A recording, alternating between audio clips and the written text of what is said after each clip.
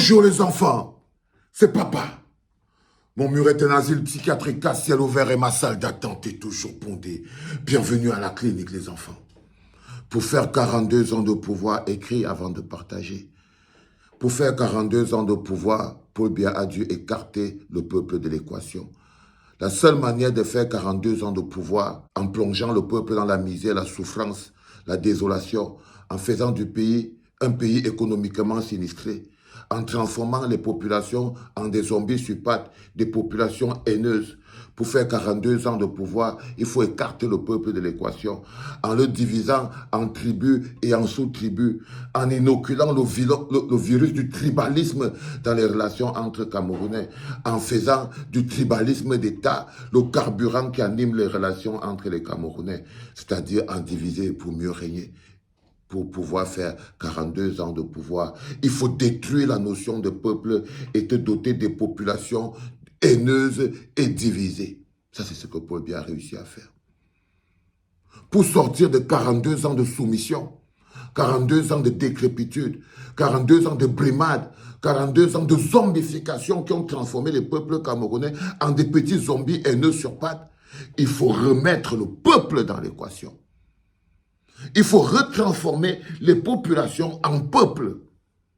Il faut que la notion d'intérêt collectif reprenne sa place.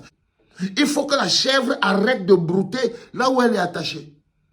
Il faut que quelqu'un ne soit plus quelqu'un derrière quelqu'un, mais soit quelqu'un par rapport à ses compétences.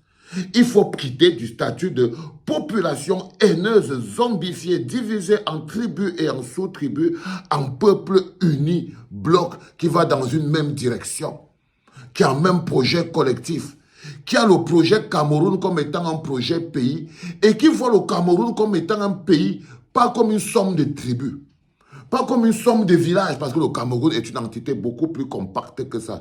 Le Cameroun n'est pas seulement une somme de tribus et une somme de villages. Non, il faut pouvoir le voir à l'échelle d'un pays pour que les populations deviennent le peuple.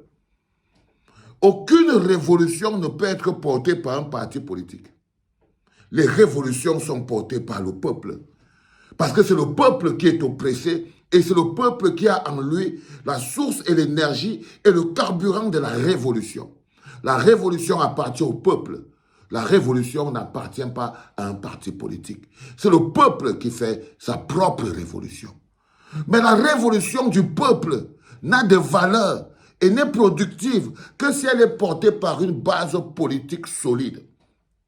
C'est-à-dire que la révolution du peuple se transforme en développement, se transforme en route, en pont, en eau, en électricité, que lorsqu'elle est portée par une base politique solide. Chaque révolution du peuple qui n'est pas portée par une base politique solide n'est que pure révolte. À ce moment-là, le chapeau du roi flotte dans l'air et les têtes se cognent pour savoir qui va porter ce chapeau. Donc le peuple, avant d'opérer sa propre révolution, le peuple qui pense, le peuple camerounais, parce que ce n'est pas tout le monde qui est le peuple camerounais commence d'abord par se doter de la base politique solide. La base politique solide qui va être le socle de toutes ces aspirations, qui va être le socle, la marmite qui va porter toutes les aspirations du peuple. La marmite, le sac dans lequel on va mettre tous les besoins du peuple. La base politique solide, le service après-vente. Lorsque le peuple n'a pas le service après-vente, sa révolution devient pure révolte. Alors au préalable, le peuple se dote de la base politique solide. C'est pour ça que Paul Biya et son système satrapique, leur seul objectif pour faire 42 ans de pouvoir, c'est qu'il faut empêcher au peuple de se doter de la base politique solide. Pour ça, il détruit toutes les bases politiques solides. Ils attaquent toute la base politique solide. Dès qu'ils voient un opposant qui structure une machine, qui structure une vie, qui structure une pensée, ils détruisent l'opposant. Ils briment le peuple et détruisent les opposants. Le peuple devient son complice et l'opposant devient sa chèvre. Au final, on n'a plus la base politique solide. C'est pour ça qu'à chaque fois, la campagne de Paul Biya se résume à calomnier, combattre, jalouser son adversaire le plus féroce. En l'occurrence, en ce moment, c'est Maurice Kamto. Donc maintenant, pour écarter encore le peuple de l'équation, le système de Paul Biya met sur pied un mécanisme qui permet maintenant d'empêcher la base politique solide d'être candidat à l'élection présidentielle. Parce que c'est la seule chose qu'il reste à faire. Le peuple est déjà debout, le peuple a déjà la base politique solide. Qu'est-ce que le système de Paul Biya peut faire pour s'en sortir? Tout ce qu'ils peuvent faire, c'est essayer de stopper la candidature de Maurice Kamto. Parce que Maurice Kamto est la base politique solide de la révolution camerounaise. Écris frère, écris ça vite. Maurice Kamto est la base solide, le service après-vente. C'est pour ça que le gouvernement satrapique de Paul Biya s'attaque à Maurice Kamto, parce qu'il s'attaque à la base politique solide. Il s'attaque à ce que le peuple a construit pour pouvoir mener son propre développement. Parce que Maurice Kamto et le MRC ne sont qu'une création du peuple. Ils sont créés par les aspirations du peuple. Maurice Kamto et le MRC et le mouvement pour la renaissance du Cameroun ne sont que l'expression politique du peuple. Ça veut dire que si tu écartes Maurice Kamto de l'équation, si tu écartes Maurice Kamto de l'élection, c'est le peuple que tu as écarté de l'élection. Écris ça. Ça veut dire que si tu écartes Maurice Kamto de l'élection présidentielle, c'est le peuple que tu as encore réussi à écarter de l'équation. Ok? C'est pour ça que vous devez le comprendre. Pourquoi c'est que le gouvernement satrapique de Paul Biya s'acharne sur la candidature de Maurice Kamto. Ce n'est pas seulement Maurice. Maurice Kamto n'est que la personne morale. La personne qui a attaqué, c'est le peuple. C'est le peuple qui doit être orphelinisé. C'est-à-dire qu'on doit le rendre orphelin de leaders politiques. Donc, qu'est-ce qu'il faut faire? Vu qu'on ne peut pas museler le peuple, on peut juste détruire la base politique solide du peuple. On peut stopper la base politique, on peut stopper le parti du peuple, la proposition du peuple, son service après-vente. On peut seulement stopper ça et le peuple va se retrouver au carrefour, comme ça, là, perdu, et ils vont plus savoir où ils vont partir, ils vont repartir chez Pomba. Ça, c'est ce qu'on appelle le rêve, ce qui nous amène au fondamental de cette capsule, la ligne rouge. La ligne rouge. La ligne rouge. Il est important, il est capital, il est important de faire comprendre au gouvernement satrapique de Paul Biya que la candidature de Maurice Kamto est beaucoup plus grande que Maurice Kamto. Il est important de rappeler au gouvernement de Paul Biya que la candidature de Maurice Kamto à l'élection présidentielle de 2025 est beaucoup plus grande que Maurice Kamto lui-même. Ce n'est pas la candidature de Maurice Kamto, c'est la candidature du peuple. Maurice Kamto n'est que la personne morale de l'expression du peuple.